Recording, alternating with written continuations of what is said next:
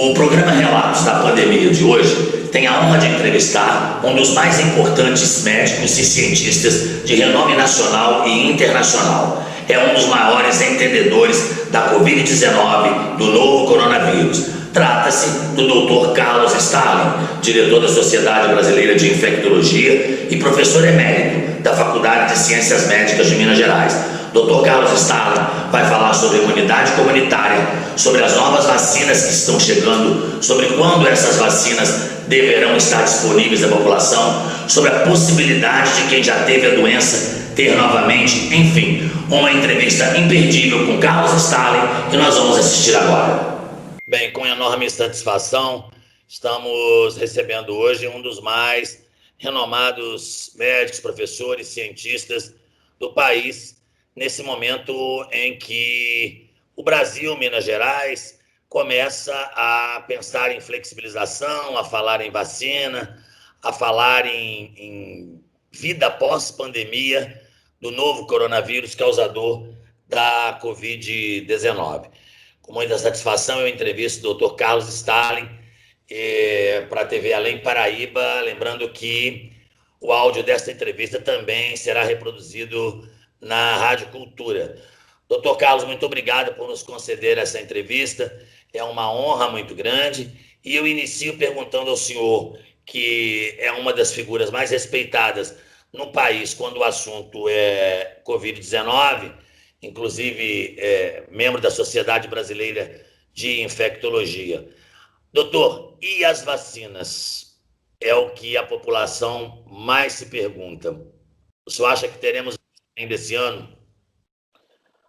Lauro, primeiro, a honra é toda minha. Prazer estar falando com você e essa enorme audiência que você tem. Eu diria que é possível que nós tenhamos, sim, uma vacina aprovada ainda esse ano. Não podemos dizer se vai ser amplamente utilizada na população por uma questão de disponibilidade e capacidade de produção. Mas nós temos aí 165 vacinas em pesquisa, né, com umas 8 vacinas em fase 3, ou seja, pesquisas mais avançadas. Então, a possibilidade de nós termos uma vacina, seja com estratégias tradicionais de produção, seja com estratégias inovadoras e até o momento não utilizadas, né, para desenvolvimento de vacinas, né,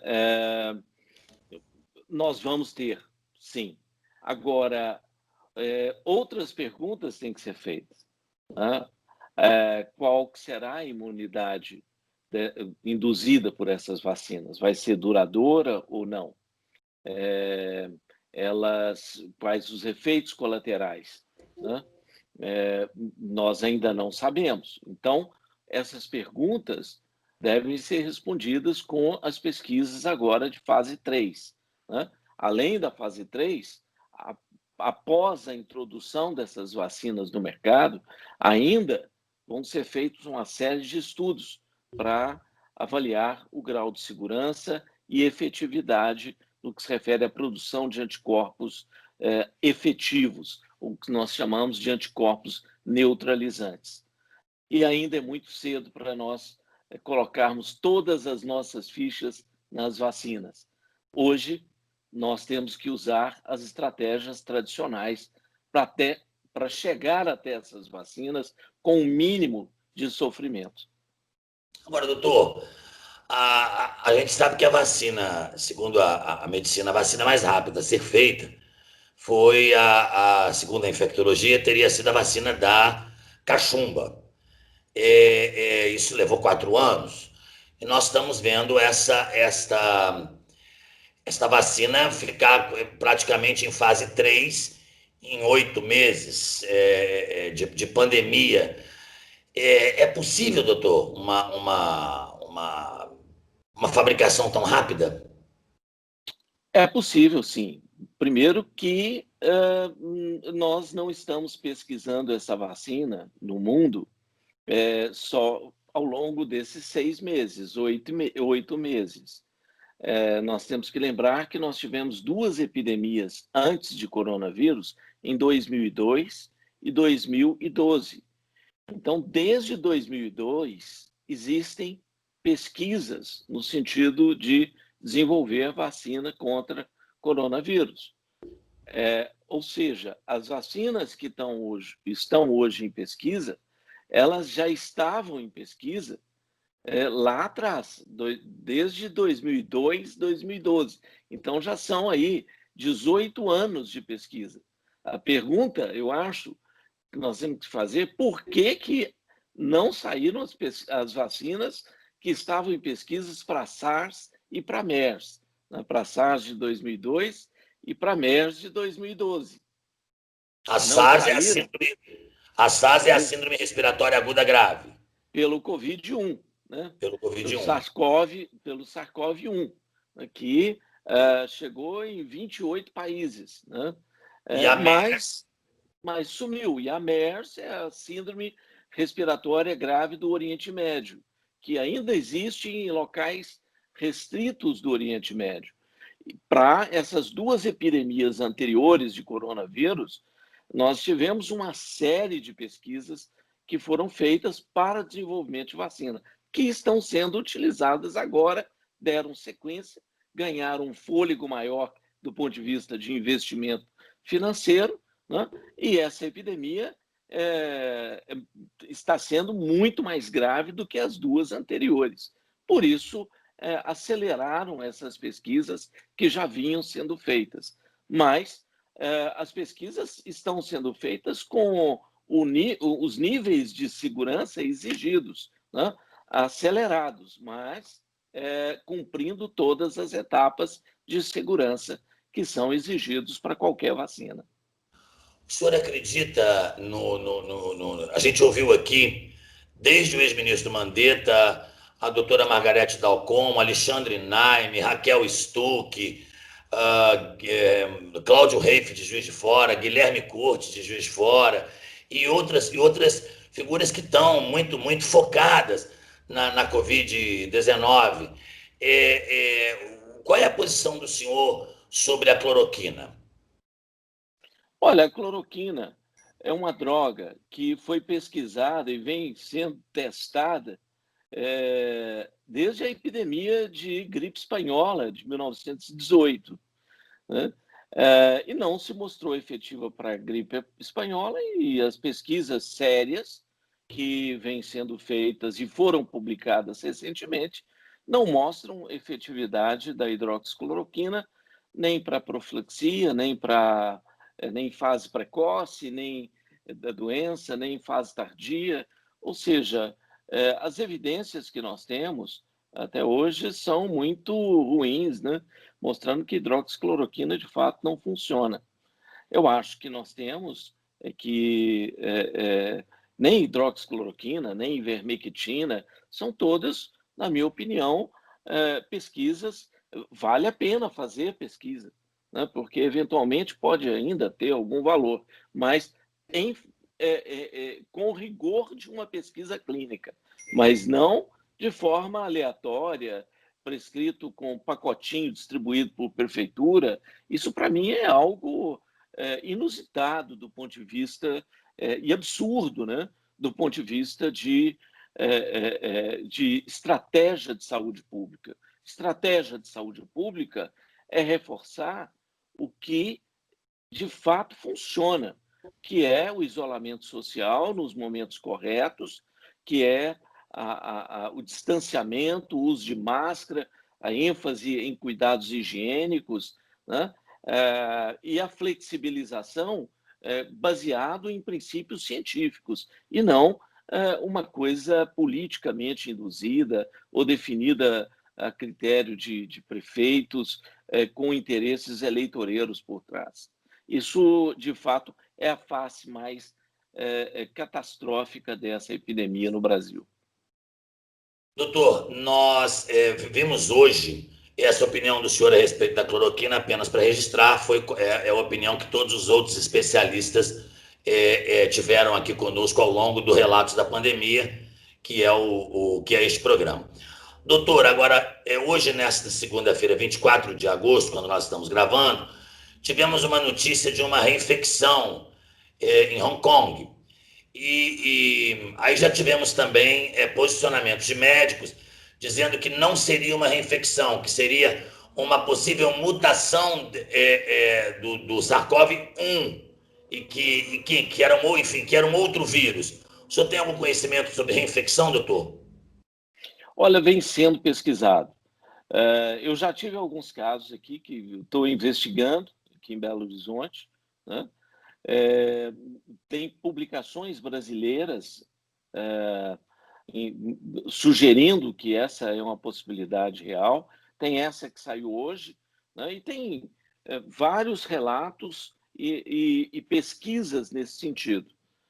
Mas o que é importante é a gente saber que, apesar de ser possível uma reinfecção ou, eventualmente, uma mutação, o que é fundamental, né, é nós entendermos que se esse fenômeno, né, realmente for real, né, ele não é comum, ele não é frequente, né? Então, porque se fosse, nós já estaríamos percebendo numa intensidade maior. Mas ele funciona para nós como um alerta. Um alerta para quê? Para que nós mantenhamos todas as medidas de precaução, de isolamento, distanciamento, respeito ao uso de máscaras, o que as nossas autoridades são mestres em violar esses princípios e dar um péssimo exemplo para a população. Então, que o alerta, né, desse caso de Hong Kong sirva para que as pessoas mantenham os cuidados, mesmo aquelas que já tenham tido um episódio, porque, claro, é uma doença nova e nós ainda estamos aprendendo sobre ela, e é bom que as pessoas tomem o cuidado, porque nós não temos certeza se essa reinfecção ela vai ser mais frequente do que nós imaginávamos. Os anticorpos neutralizantes contra essa doença também nós não sabemos quanto tempo eles vão durar, mesmo com a vacina. Mesmo que nós tenhamos uma vacina, os estudos sobre a efetividade no que se refere a quanto tempo vai durar a imunidade, esse estudo ainda está por ser feito. Então, mesmo quem tiver tomado vacina, mesmo quem já teve doença, deve manter os mesmos cuidados de precaução, de isolamento ou distanciamento social na medida do possível, né? Uso de máscaras e higienização de mãos. Ou seja, nem vacina, nem infecção mudam a história no que se refere às medidas de precaução que nós estamos recomendando desde fevereiro desse ano.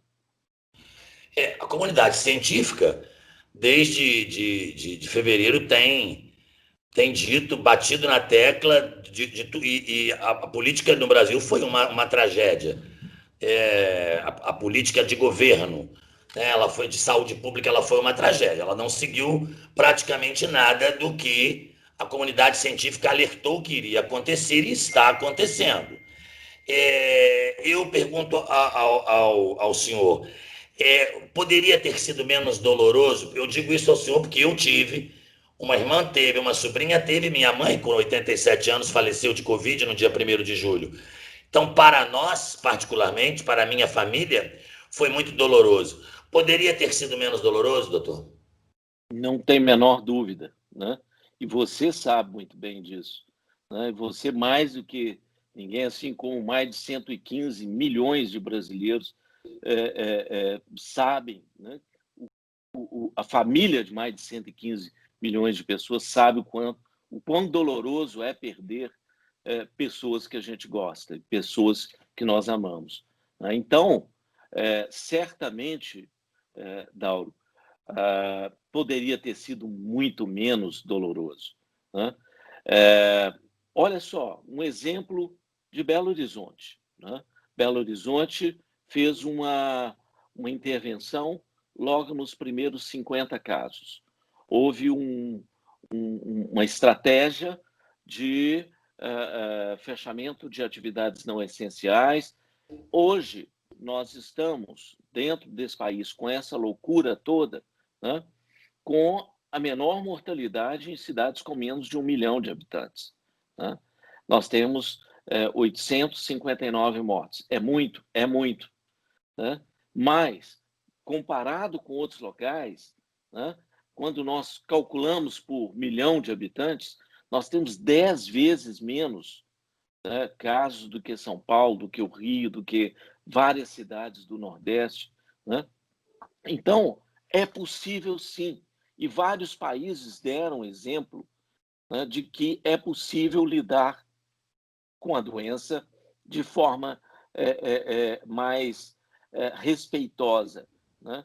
Então, se nós tivéssemos seguido e feito, né, os isolamentos necessários, né, se tivesse havido uma orquestração, né, adequada por parte do Ministério da Saúde, uma gestão adequada, certamente nós teríamos tido muito menos problema do que nós estamos tendo hoje. Nós paramos num platô, ficamos na situação mais desconfortável que pode haver numa epidemia, né, que é um platô alto com cerca de 1.000 óbitos por dia, né, agora com uma ligeira tendência de queda. Né, mas nós poderíamos ter tido só um platô com um pico e uma queda mais rápida, né, se eu tivesse havido uma orquestração adequada desse processo. Apesar de sermos um país continental, né, faltou principalmente orquestração para isso. Aqui em Além Paraíba, o prefeito tomou medidas bastante efetivas. Tivemos aqui lamentáveis falecimentos, e nós lamentamos por todos eles, mas foi um número realmente pequeno se comparado a outras cidades do mesmo porte. Dr. Carlos Stalin, foi um enorme prazer poder conversar com o senhor, foi um enorme prazer poder ouvi-lo, ouvir uma pessoa com tanto conhecimento, e que eu tenho certeza que as suas informações ajudarão muito a população que nos vê, a população que nos ouve também, a se prevenir, a se cuidar dessa doença e a aguardar ansiosamente a vinda da vacina para que a gente tenha um pouco mais de tranquilidade. Muitíssimo obrigado, doutor. Lauro, foi um prazer enorme. Tá? Eu fico sempre à disposição e parabenizo Além Paraíba pela gestão adequada dessa epidemia. Espero que outros municípios sigam o exemplo de Além Paraíba. Um abraço. Tá certo. Um abraço e até uma próxima oportunidade. Prazer. Brevemente, voltaremos com mais um importante convidado no nosso programa Relatos da Pandemia. Agradecemos a você pela audiência e lhe pedimos, inscreva-se em nosso canal. Sempre que nós colocarmos um novo vídeo, você será avisado. É só ativar o sininho. Até breve.